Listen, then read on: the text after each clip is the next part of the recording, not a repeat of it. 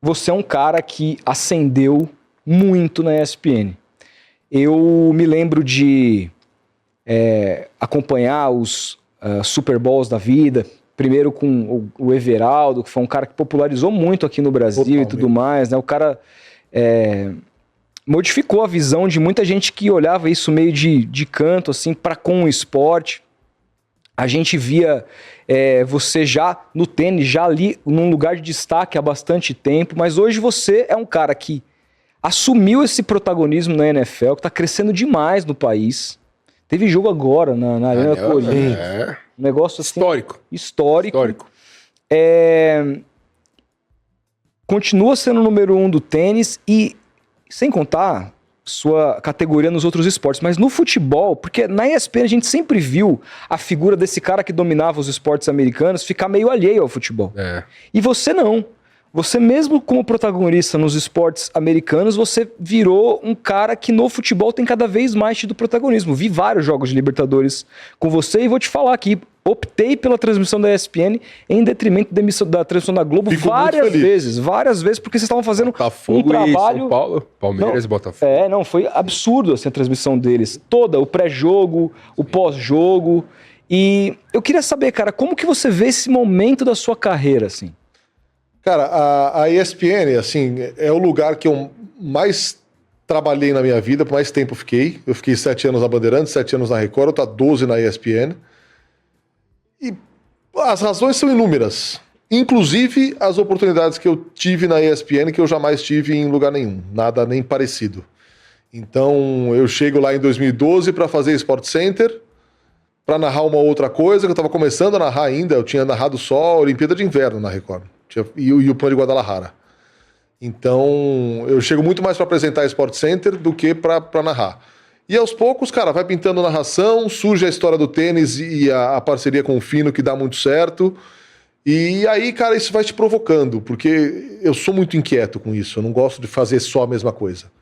Então, era um desejo meu, assim, circular por várias coisas e crescer fazendo outras modalidades. Para mim, o futebol hoje é algo que me tira da zona de conforto. O futebol americano eu já estou mais acostumado. O tênis, eu faço com o pé na mesa. Porque, cara, eu jogo, eu acompanho, eu sempre acompanhei e passei a acompanhar mais ainda depois que eu passei a trabalhar muito com tênis. O futebol ainda é algo que me tira da zona de conforto, que eu acho que eu tenho muita coisa para melhorar ainda no futebol. Então, essas oportunidades assim, surgindo assim, cara, primeiro eu sou muito grato. Me considero um privilegiado. O Ever é esse cara que circulava também entre as modalidades americanas e o futebol. Então, eu acho isso necessário e, além de necessário para a empresa, eu acho legal para a minha carreira. Que eu consiga circular em várias frentes, que eu consiga estar por dentro de várias modalidades e, além de não cair no tédio de fazer só a mesma coisa. Então, eu valorizo muito, eu sou muito grato e eu procuro fazer o meu melhor, cara. Agarrar com unhas e dentes, assim, a cada oportunidade que aparece, porque, repito, não é muito comum. Esperei minha hora, 12 anos aí para começar a fazer futebol com um pouco mais de frequência, jogos melhores, agora mais Campeonato Espanhol, jogos de Libertadores e de Sul-Americana. Então, minha vez chegou e eu espero surfar essa onda ainda por bastante tempo. Quando o EV saiu, você sentiu isso? Falou, pô, agora é minha hora? Tô pronto mesmo pra isso? Não, quando o EV saiu eu não sabia ainda que seria eu o número 1 do futebol americano. Eu era uma das pessoas que poderiam abraçar aquela oportunidade. Mas quando veio, cara, eu falei, pô... E aí você começa a mergulhar no mundo da NFL assim muito forte. Eu fazia jogos de NFL já, mas a partir do momento que você tá, cara, toda semana, pelo menos 3 jogos por semana, você fala, opa, a minha atitude com esse negócio aqui, ela precisa ser outra. Então aí você começa a mergulhar mesmo, e aí, cara, a NFL é um negócio que hora de voo é muito importante. Pela dinâmica da transmissão, pelo conhecimento dos times, então é algo que você vai fazendo semana a semana, e aquilo, cara, nem que você não queira, vai entrando na sua cabeça. E foi fundamental, assim. Hoje é um negócio que eu me divirto fazendo e que eu consigo conversar com os tarados da NFL. Pega o Paulo, pega o Curti, os caras são malucos, você consegue conversar ali, mas precisa de hora de voo. Eu vi uma entrevista sua falando que o público Assim, eu não Ele é ultra vou exigente. mentir aqui que eu acompanho fielmente, não acompanho, mas o público é um negócio diferente, né? É ultra exigente. Ultra exigente. E assim, e a NFL é um case tão peculiar, tão único, que é uma comunidade de internet, de rede social, de pessoas que, por paixão, a maioria delas, se dedicam a certos times. A comunidade, em geral, ela convive muito bem. Não tem ofensa, não tem hate. É muito raro de você ver.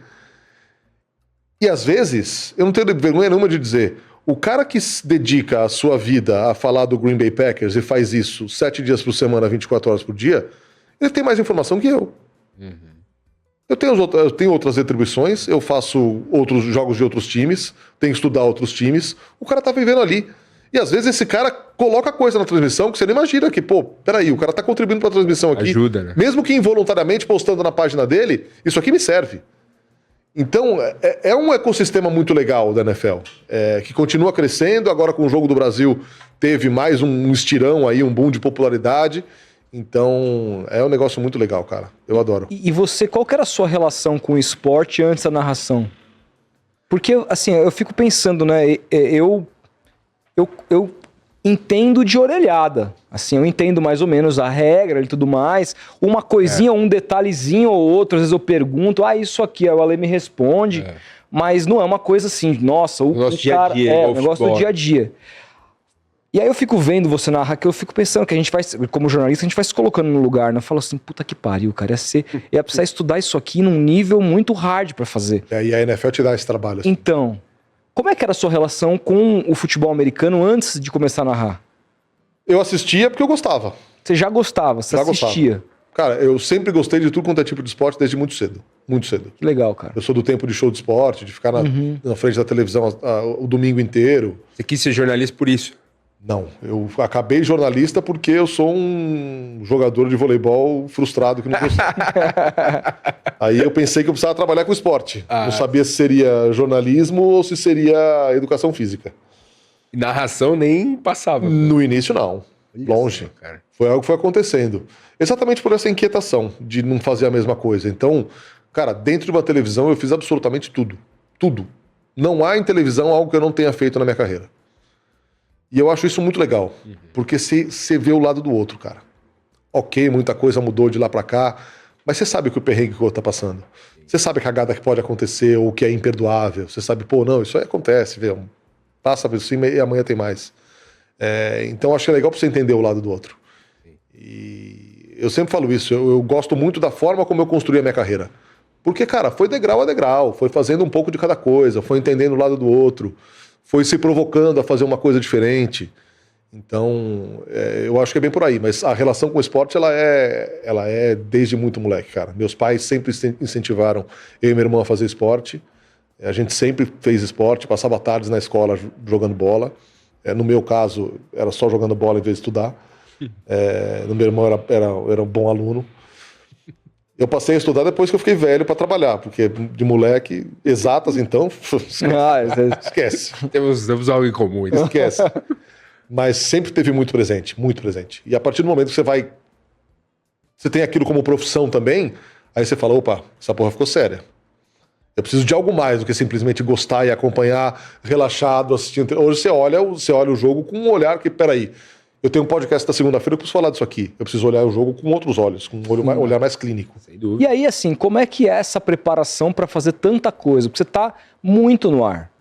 Você tá muito no ar. É uma coisa, inclusive, que, assim, é uma peculiaridade, talvez um pouco da ESPN, dessa coisa, porque quando você olha para as outras emissoras, eu vejo uma grade, eu acho que maior de narradores, talvez. E de profissionais, ainda mais uma na ESPN que tem tantos eventos por lá, eu vejo muita... acho que o grande ponto é esse. Então, eu falo, puta, como é que é pra tantos esportes diferentes, jogos importantes, se preparar pra tudo isso, às vezes fazendo 2, já fez... Qual o máximo de eventos que você fez no dia? 3? 3. Então, como é que você prepara pra 3 eventos no dia? Difícil, né? Mas isso é raro de acontecer. 2 acontece, mas 3 é muito raro de acontecer. E a questão que você falou, cara, tem muito evento, tem muita coisa. Então, tem que cobrir, velho. Não tem muita alternativa. Você vai falar pra emissora, contrata aí 10 narradores pra aliviar a minha barra. Não é assim que a coisa funciona. Claro. Então, graças a Deus tem muito evento pra gente fazer. Poderia ser mais leve? Poderia, mas não é. A realidade é essa, então vamos lá, vamos fazer o que tem que fazer. E nem sempre o tempo que sobra pra preparação ele é o ideal. Cara, porque você tem uma vida, Claro. tem família, tem filho, tem que cuidar de você, fazer alguma coisa, fazer um esporte, enfim. Nem sempre o tempo é o ideal. Mas dá pra fazer. Dá pra fazer. Às vezes eu sinto falta de tempo. Pra NFL, por exemplo, que demanda muito mais, quando você num domingo, por exemplo, faz um jogo do Campeonato Espanhol e um jogo da NFL, às vezes falta um pouquinho de tempo. Ou então você tem que se preparar muito antes. Só que aí, cara, se você fizer isso e começar a antecipar a preparação, de novo, Acontece você não vive, coisa... você sai pra jantar, você não tem vida social. E aí você pifa. Sim. E pirar não é legal. E fora, por exemplo, época, fico imaginando a época de Australian Open, que vocês ficam de madrugada, Essa é a mais cruel. Madruga. Essa é a disparada mais cruel. que é bem, inclusive, em janeiro, começo do ano, Junto com o playoff de NFL. Todo mundo junto com o viajando. playoff de NFL.